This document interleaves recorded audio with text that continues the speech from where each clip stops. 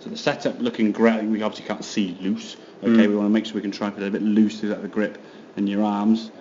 Takeaway now is looking better, and we're certainly not as high as we were before. Okay, but the problem was you're used to attacking the golf ball. So if the club face is aiming to the right somewhere, you've got to swing it somewhere left, as you said before, to give yourself a chance. If you swung down the correct path too much and the club face is way to the right because your arms are tight, the ball's going to start this way and just keep going further and further to the right. So your attack into the golf ball now is please something start left of target.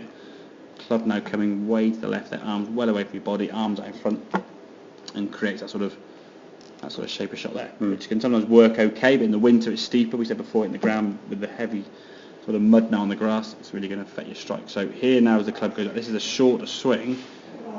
Look at the attack of that golf club now into the golf ball. Trying to tack into that golf. That club now has never at any point gone across the golf ball. Look at the two different shafts and everything. Yeah. That's post or impact, probably pre-impact just before, 18 inches before, whatever. That's coming down nicely from the inside now in this direction, whereas that's coming from out to in across the golf ball. And the power now, and this is, you can see the length of this swing. If you actually look at these length of swings, how much energy is being used on the left-hand side. Okay, so on the left-hand side, full swing, and that went about 1.3. You had a couple of went 1.45. You got the majority about 1.30 average. That's just a forearm flick, isn't it? And that's pitching at, well, it was about 110 yards.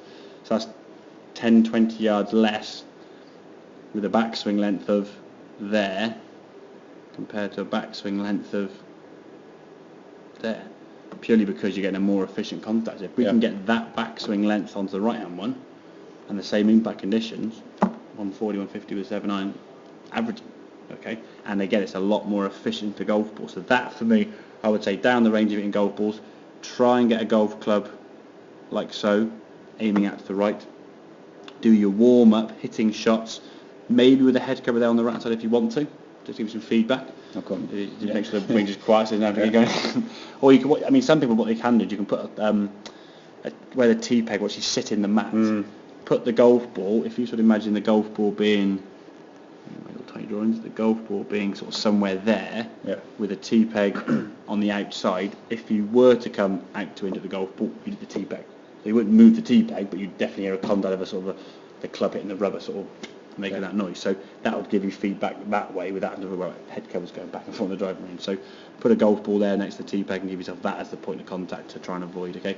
But getting that sensation of swinging that club more on the inside. We want the club to be nice and loose in the arms so we can keep the club face now squaring up and nice. And that for me, the good thing with this is your swing plane, both pre-swing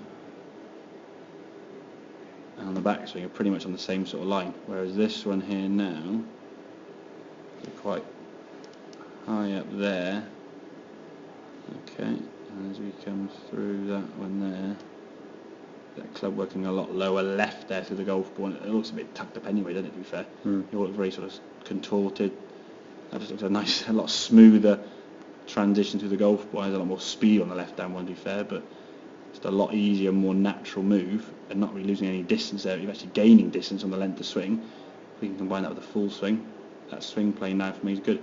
The club's working up and down a good line. There's no over the top movement, where that one is sort of in there and then up and then back down on top of it. So you're above the red line, back on it, underneath, and then back up onto it there. This one is just actually up and down that red line. It's very consistent.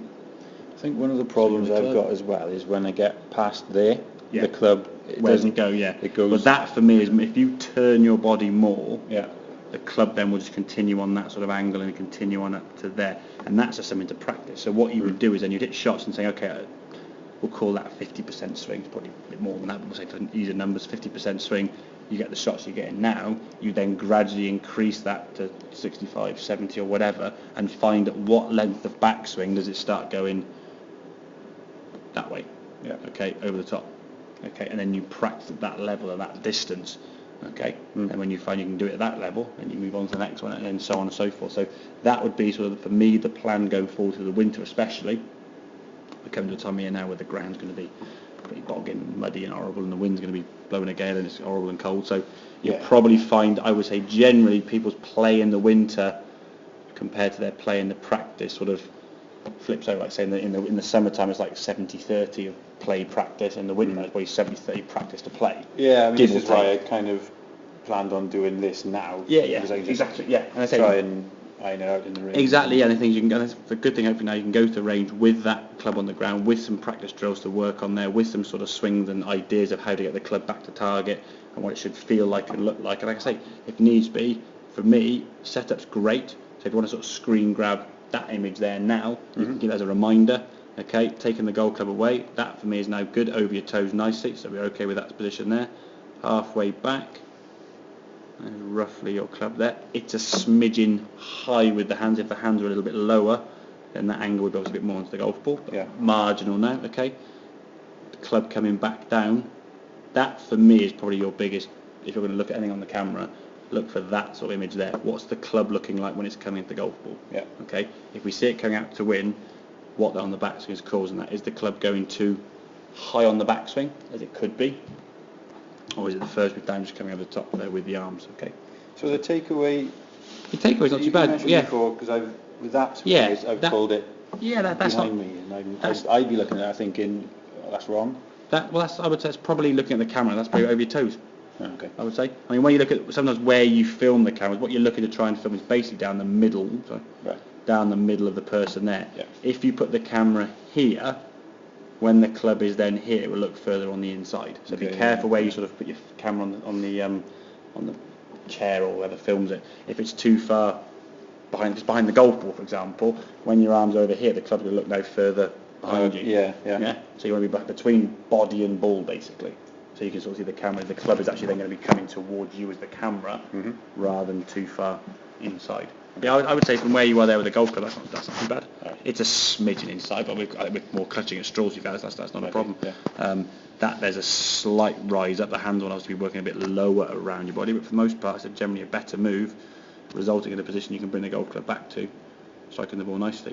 So as long as the golf club has been struck, and you'll feel a different, cleaner strike, much more efficient contact when you're doing that swing than as you're doing the one over the top. So, Yeah. make sense? Yeah. Go round and have a couple more, mate.